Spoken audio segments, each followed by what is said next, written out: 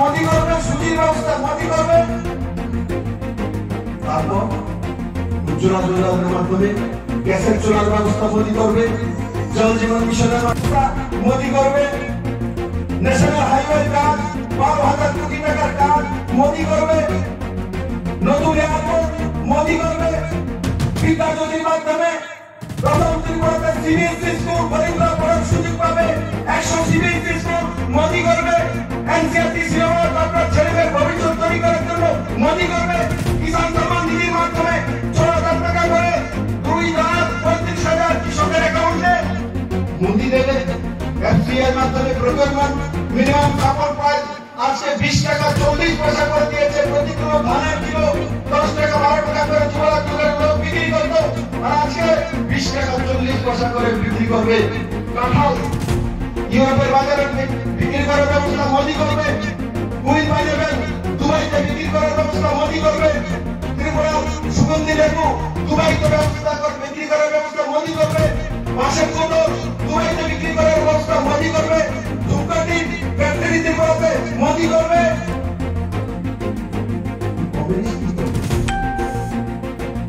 Communist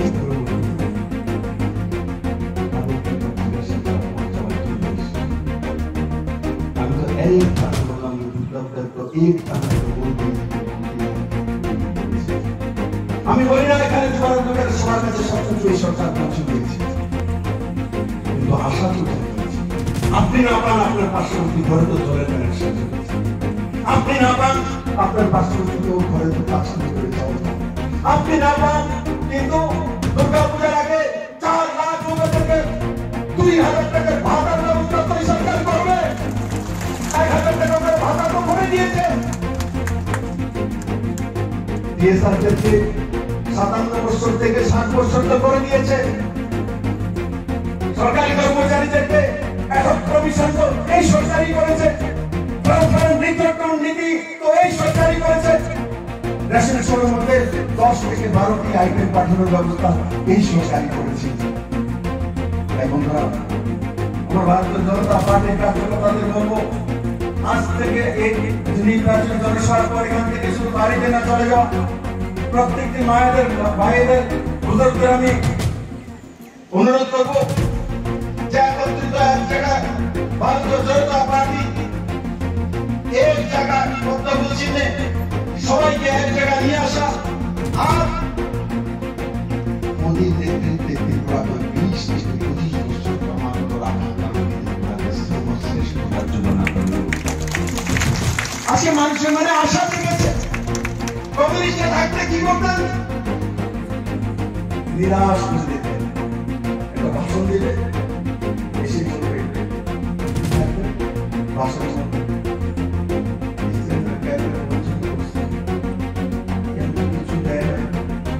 পাই না, কিচ্ছু দিছে না, আমার ধরো নাই, উৎপীড়িত নিপীড়িত, কিচ্ছু দেয় না।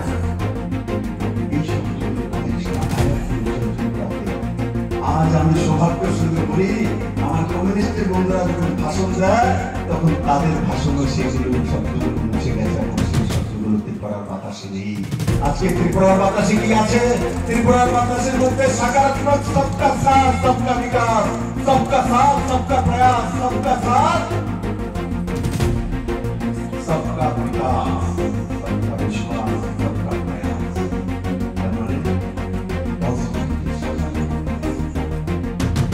বন্ধুরা, সকারাত্মক মানুষ কোন গরিব আর আমির হয় না, প্রত্যেকই মানুষ হিসেবে জন্মগ্রহণ করে তার কর্মের মাধ্যমে তার জীবন শেখে। আমি কিছুদিন আগে মুখ্যমন্ত্রী ছিলাম, আজকে মুখ্যমন্ত্রী নেই, কিন্তু আমি বিপ্লবদের আছি, ভারতীয় জনতা পার্টির কার্যকর্তা আছি, আমার মধ্যে সকারাত্মক মানসিকতা রয়েছে। প্রত্যেকটি কার্যকর্তার মধ্যে সেই মানসিকতা থাকা উচিত। সকারাত্মক মানসিকতাই পৃথিবীর সবচেয়ে বড় পরিচায়ক। আর তার জন্য চা বিক্রি করার ব্যক্তি, এখানে চা বাগানে দাঁড়িয়ে আমি কথা বলছি, চা বিক্রি করার ব্যক্তি আজকে দেশের প্রধানমন্ত্রী আপনাদের তাই আমি এখানে সমস্ত জনতা যারা 3 গ্রাম থেকে এসছে তাদেরকে সবাইকে বলবো এই 3 গ্রাম নয়, পুরো যুবরাজনগরের দায়িত্ব নেওয়া। সবার কাছে মোবাইল ফোন আছে, 20টা করে ফোন করা আত্মীয় স্বজন পরিজন এবার ভোট কোথায় দেবে, যদি বলে কমিউনিস্টকে দেবো, কংগ্রেসকে দেবো, অন্য পার্টিকে দেবো, তো জিজ্ঞাসা করা কেন দেবে, কি করেছে, কবে করবে, কেন করেনি, 25 বছর কি করেছে, 4 বছর 3 মাসে এখানে কিভাবে এগুলো হয়ে গেল, আগে কেন হয়নি, তার জবাব কে দেবে? তার জবাব তাদের কাছে চাওয়া। আর যুবরাজনগরের প্রত্যেকটি পরিবারের কাছে ফোন করা। আপনারা 87 পার্টির লোক ইগো রাখবেন না। যদি কেউ সঙ্গে মনোমালিন্য হয়েছে পার্শ্ববর্তী ঘর অথবা অন্য পার্টি করে তার বাড়িতে যান। যদি সত্তাধারী পার্টির লোক যদি একটু মাথা নিয়ে কাজ করে তাতে আপনার সম্মান কমবে না। মনে রাখবেন, যেই গাছে ফল ধরে সেই গাছে ঝুঁকে, যেই গাছে ফল ধরে সেই গাছে ঝুঁকে। কমিউনিস্ট ঝুঁকবে না, কংগ্রেস ঝুঁকবে না, কারণ তাদের গাছে ফল নেই, তাদের গাছের মধ্যে ঘর নেই, শৌচালয় নেই, জলের ব্যবস্থা নেই, কিষাণ সম্মান নিধি নেই। আমাদের গাছের মধ্যে এগুলো আছে। তার জন্য ভারতীয় জনতা পার্টি প্রত্যেকটি কার্যকর্তা আমি বলবো ঝুঁকে থাকুন। ফল দেওয়ার গাছই ঝুঁকে থাকে এবং ঝুঁকে গিয়ে পাশে যে বাড়িটা আছে যদি নারাজ হয়ে রয়েছে তো তাকে মানিয়ে নিন। কোন যুবরাজনগর ছাড়বে না, ত্রিপুরা থেকে যাবে না। ভারতীয় জনতা পার্টির নেতৃত্বাধীন লাগাতার সরকার করার জন্য বিপ্লব দেবের শেষ রক্ত যদি দিতে হয় বিপ্লব দেব সেটা দেবে। বিপ্লব দেব জনজাত ভারতীয় জনতা পার্টির কার্যকর্তা। তাই আমার উত্তরের বাসীকে আমি চিনি, আপনারা সিলেটবাসী, আমার উত্তরের বাসীকে আমি চিনি। এই উত্তর থেকে ভারতীয় জনতা পার্টির উত্থান হয়েছিল, এই উত্তর থেকে ভারতীয় জনতা পার্টির লহর উঠেছিল। আজকে সারা ত্রিপুরা রাজ্যের মধ্যে ভারতীয় জনতা পার্টির সরকার, প্রত্যেক গ্রামের মধ্যে ভারতীয় জনতা পার্টির সরকার, প্রত্যেক বিসির মধ্যে ভারতীয় জনতা পার্টির সরকার। আজকে যতগুলি নির্বাচন হয়েছে ত্রিপুরাতে, বিধানসভা হোক, লোকসভা হোক, পঞ্চায়েত হোক, নগরপালিকার হোক, প্রত্যেকটি ইলেকশনে ত্রিপুরার মানুষ একমাত্র মোদীকে চিনেছে, পদ্মগুরুকে চিনেছে, তার বাইরে কিছু নয়। আর যুবরাজনগর ইলেকশনও সেটাই হবে।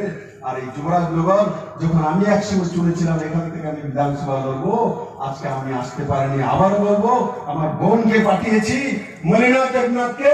23 তারিখ পদ্মবল চিহ্নে ভোট দিয়ে পুরো যুবরাজনগর একটা নতুন ইতিহাস তৈরি করবে, যেটা 18তে দিতে পারেনি এবং 22-এ সেটা দেবে, দিয়ে প্রমাণিত করবে যে যুবরাজনগর চিরদিন যুবা থাকে এবং যুবরাজনগর সেটা করে দেখাবে। আমার পূর্ণ বিশ্বাস সবাই মিলে সেই দিশাতে হাত করে আমার সঙ্গে হাত তোলার উপরে হাত বন্ধ রাখুন, খোলা থাকলে সিগন্যাল ঢুকবে। বন্ধ রাখুন, হাত বন্ধ, মুষ্টি বন্ধ, বলুন ভারত মাতা কি, ভারত মাতা কি, নরেন্দ্র ভাই মোদী কি, জেপি নাড্ডা কি, ডক্টর মানিক শাহ কি। সবাইকে অনেক অনেক ধন্যবাদ।